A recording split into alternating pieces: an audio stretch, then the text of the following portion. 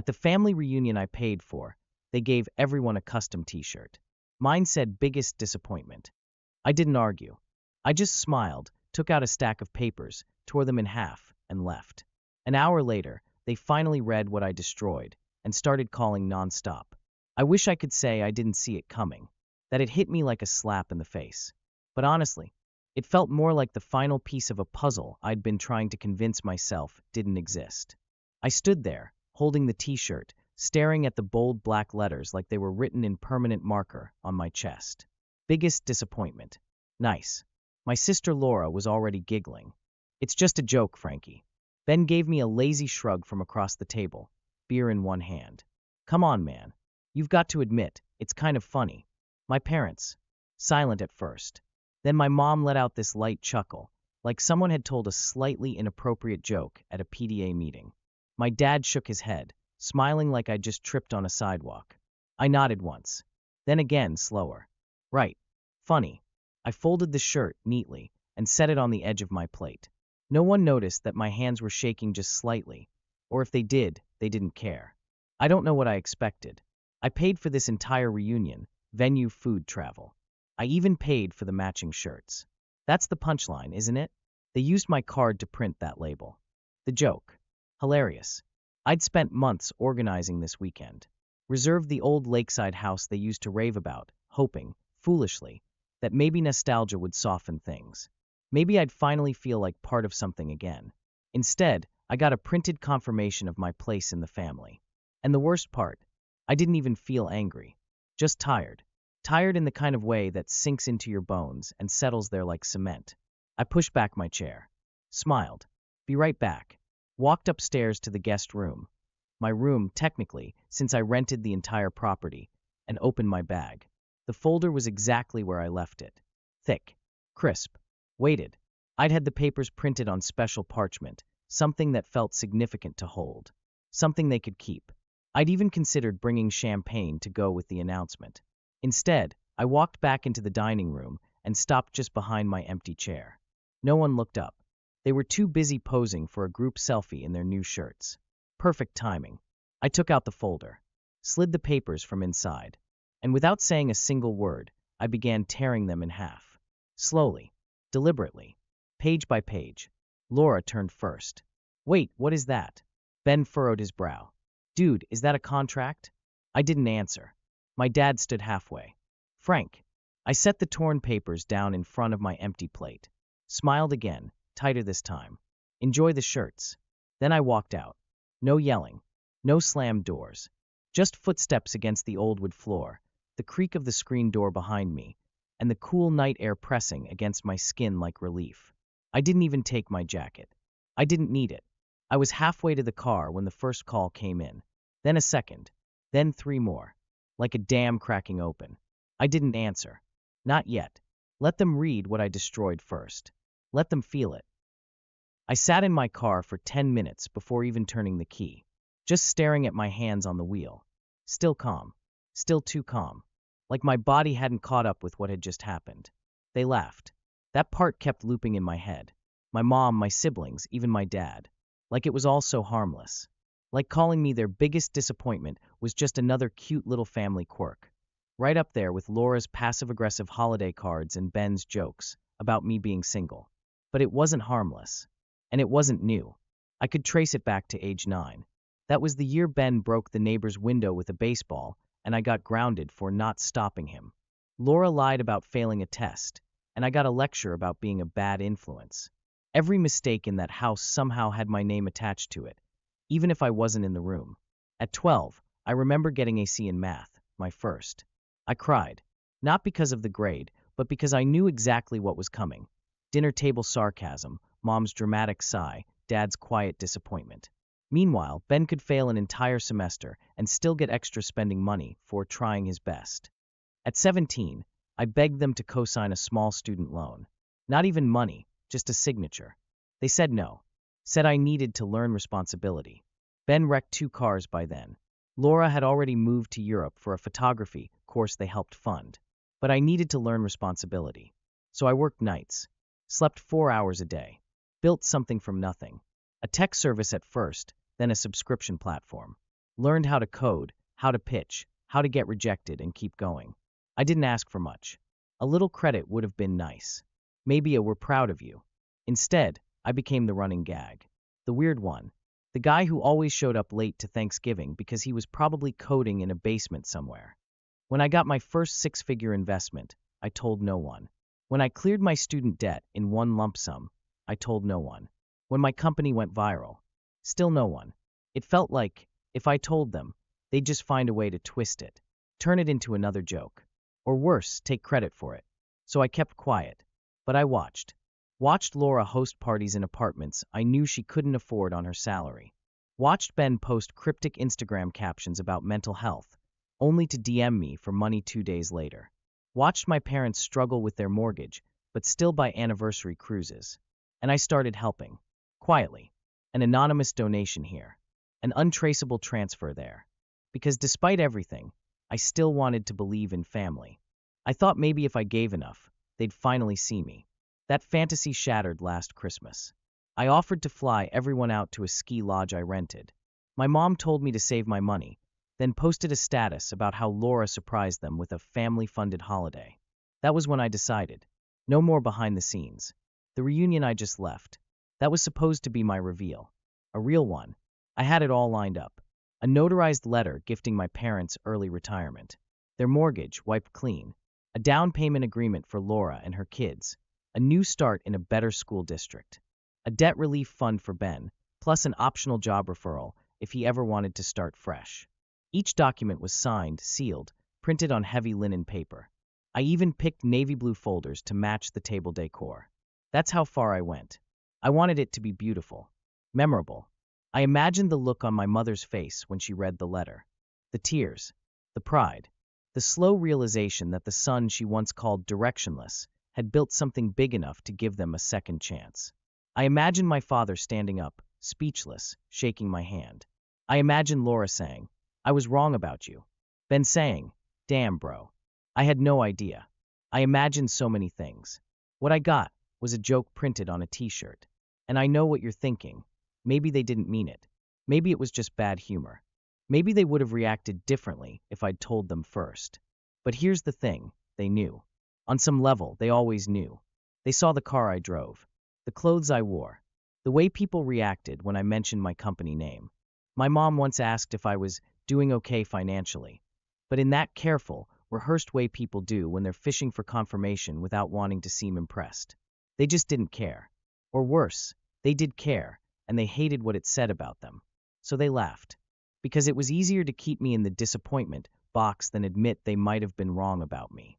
And now they were going to find out what I had in those papers. And not just them. Everyone. Everyone who ever heard them talk about poor Frank. Everyone who believed I was some failure drifting from one sad project to another. They were going to see the truth. But not before things got worse. Because I hadn't even seen the messages yet. The ones they were already sending. The lies they were already spinning. The story they were crafting before I could open my mouth. That came next. I didn't even make it back to the city before the story started spreading. First, a call from a friend I hadn't spoken to in months. "Hey man, your sister just posted something weird. Said you had a breakdown at the family reunion? Everything okay?" Breakdown. That was the word she used. I opened Facebook and there it was, a photo of the table from earlier that night, shirts laid out, wine glasses full, a cake in the center, with a caption that read, "Some people just can't handle being part of a family. We still love you, even when you self-sabotage." No names, no details, but it was clear who she meant. The comments were full of vague sympathy and cryptic takes. "So sorry, girl. You deserve peace. You did your best. Some people are just toxic. Family is complicated. Sending hugs. That would have been bad enough." Then came the group chat pings. Screenshots. Messages forwarded from cousins. My aunt asked if I was okay. Said my mother called her crying. Said I had thrown a tantrum and destroyed legal documents in some kind of manic episode.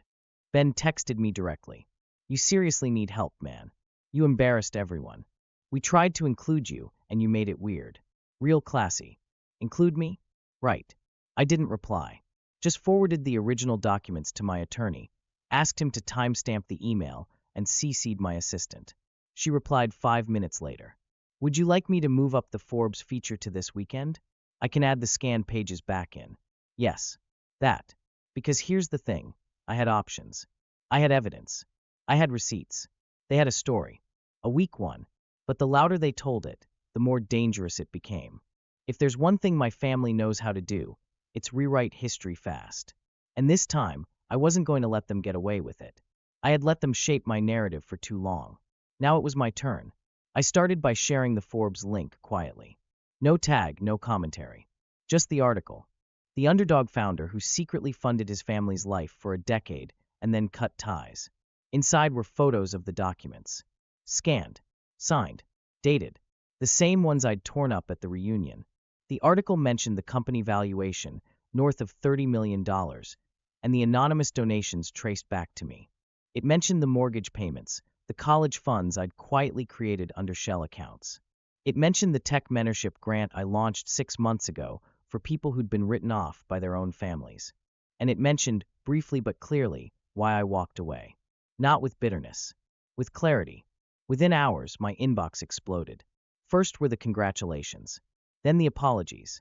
Then the panic. A voicemail from Laura. Why would you make that public? You're humiliating us. Text from Ben. Wow. Real mature. Hope you feel good about ruining the family name. Then my mom. We need to talk. You misunderstood the joke. We were just having fun. Misunderstood. A joke. It was almost funny, the way they were doubling down. But it wasn't over. Not yet. Because the story was gaining traction. And the spotlight I never wanted? It was about to get a lot brighter. A YouTube channel picked it up. Then a podcast. Then a short documentary. Comments flooded in. People chose sides. But mostly, they chose me. Because people recognize humiliation when they see it. Especially when it wears a smile and calls itself family. Ben tried to clap back online. Posted a rant about me being unstable. Said I was twisting facts. Someone responded with a screenshot of the contract I'd written for him. Annotated. With dates. Someone else found an old tweet where Laura joked about being the golden child. Not so funny now. A tech influencer I didn't even know shared the Forbes article with the caption. Let this be a reminder. Not every black sheep is lost. Some are just done with wolves in sweaters. They thought they could smear me. Discredit me. Make me look like the problem. Instead, they ended up exposed. And still, I hadn't said a word publicly. Not once. Because I didn't have to. I had something better than a rebuttal. I had receipts. And now, I had the world watching. You'd think after the article, after the messages, after the public unraveling of their favorite story, they'd back off. They didn't. If anything, they doubled down. Ben posted a long thread about how I was exaggerating for sympathy. He said I had a history of being dramatic. Said I was always the one who felt left out, even when they tried their best. Laura started damage control with extended family. She told them I wasn't well, that the money had gone to my head, that I'd cut ties not because of a t-shirt, but because I was always looking for a reason to leave. And my parents, they stayed quiet publicly, but I know they were calling around, framing it as a misunderstanding, a sad situation. He just took things the wrong way. I watched them try to rebuild their version of the story. But this time, it wasn't sticking, because the people they were talking to, a lot of them had already reached out to me, quietly. A cousin who said she always noticed how I was treated differently. A former neighbor who remembered hearing my mom call me a late bloomer, while bragging about Ben's internship at a company I now owned equity in. The part that hit hardest wasn't their spin.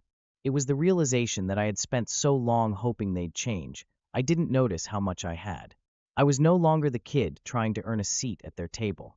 I had my own table now. And the silence that followed that realization? It was the first time I felt peace in years. They sent a letter. It wasn't an apology.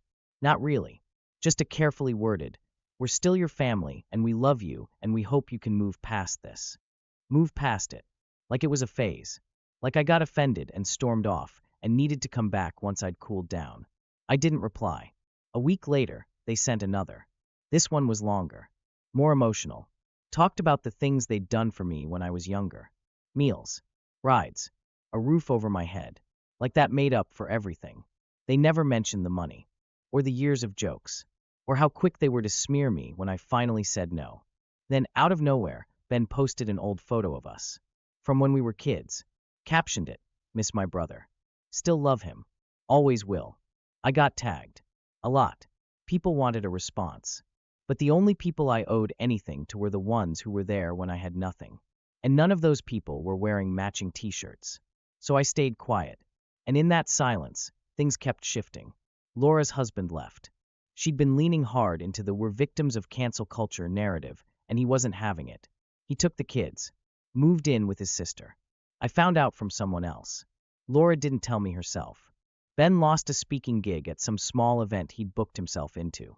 Apparently, someone had sent the organizer the full article, along with a comment he made in an old podcast about how his brother could never finish anything he started. My parents tried to refinance their home. Didn't go through. A friend of mine who works in finance said the bank saw instability. Not my doing. Not directly. But I stopped the monthly transfer. That part was my doing. And I started living my life. Not out of revenge. Just finally freely. I traveled without checking my phone every few hours. I made decisions without wondering if they'd finally be proud. I built things because I wanted to, not because I was trying to prove anything. And one night, a while later, I got a message from someone I didn't recognize. Just one line. "Thank you for showing people like me that it's okay to walk away." That one got to me. Not because I needed the praise, but because it reminded me that walking away wasn't selfish. It was necessary. Survival, not spite. I was never angry they didn't love me the way I wanted. I was angry they pretended they did while cutting me down every time I stood up straighter. That night, I opened a box I'd forgotten about. It had copies of the original documents. The ones I tore up. I ran my hand over the paper. Thick. Cream-colored. Still sharp at the edges where I'd ripped the first set. It didn't feel like loss anymore. It felt like closure. I don't know where they are now. I don't check. Sometimes people send me updates, but I delete them before I finish reading. I don't need to know. Not because I don't care, but because the version of me who needed their approval doesn't live here anymore. He's gone, and he's not coming back. Update, 2 years later. It's been a while. I got invited to a wedding recently. Not family. A friend. One of the few who saw the worst and stuck around. At the reception, someone introduced me to their cousin. She smiled, shook my hand, and said, "Wait, are you the t-shirt guy?" I laughed. Actually laughed. "Yeah," I said. "Guess I am." She told me she cut off her own parents last year. Said my story gave her the push she needed. I didn't know what to say. I still don't really. But it stuck with me.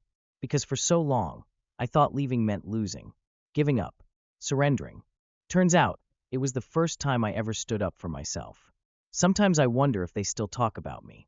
If they tell the story differently now. If they miss me, or just miss who they could control. I don't reach out. And they haven't either. Not in a long time. Maybe that says everything. Do you think I went too far? Or not far enough? Let me know in the comments. If you want more stories like this, subscribe.